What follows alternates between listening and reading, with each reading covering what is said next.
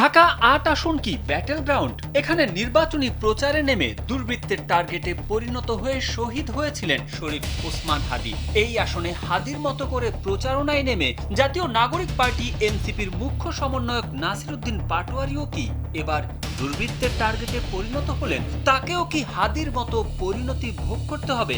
বিশেষ করে মঙ্গলবারের ডিম নিক্ষেপের ঘটনার পর রাজনৈতিক অঙ্গনে এই আলোচনা এখন তুঙ্গে।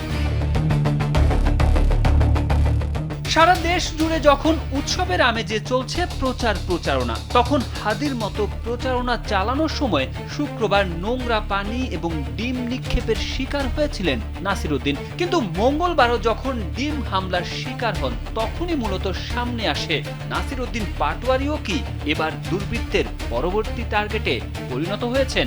এমন আলোচনা সামনে আসার অন্য একটি কারণ হলো জুলাই গণ অভ্যুত্থানের পর বিগত আওয়ামী লীগ সরকারের মন্ত্রী, এমপি এবং নেতা কর্মীদের ওপর ডিম নিক্ষেপ করতে দেখা গেছে ক্ষুব্ধ জনসাধারণকে। কিন্তু জুলাই যোদ্ধা নাসির উদ্দিন পাটোয়ারি কেন বারবার ডিম নিক্ষেপের শিকার হচ্ছেন? নাসির উদ্দিন পাটোয়ারির কর্মী সমর্থকদের দাবি, বিরোধী পক্ষ তার ক্রমবর্ধমান জনপ্রিয়তা দেখে আতঙ্কিত হয়ে এই নোংরা পথ বেছে নিয়েছে।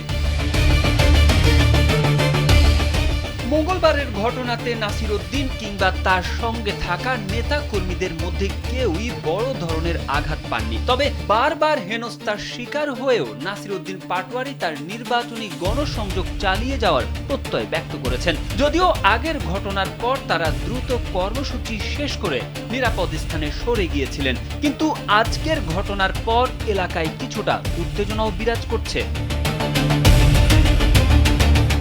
ঢাকা ৮ আসনের এই প্রার্থীর ওপর কেন বারবার এ ধরনের হামলা চালানো হচ্ছে তা নিয়ে রাজনৈতিক মহলে নানা প্রশ্ন দেখা দিয়েছে। কারণ রমনা ও সিদ্ধেশ্বরী এলাকায় এই ধরনের ঘটনায় নির্বাচনী পরিবেশ নিয়ে উদ্বেগ প্রকাশ করেছেন স্থানীয় ভোটাররা। তবে এখনো পর্যন্ত এই ডিম হামলার ঘটনায় কাউকেই আটক করার খবর পাওয়া যায়নি এবং আইন শৃঙ্খলা রক্ষাকারী বাহিনীর পক্ষ থেকেও কোনো আনুষ্ঠানিক বিবৃতি পাওয়া যায়নি।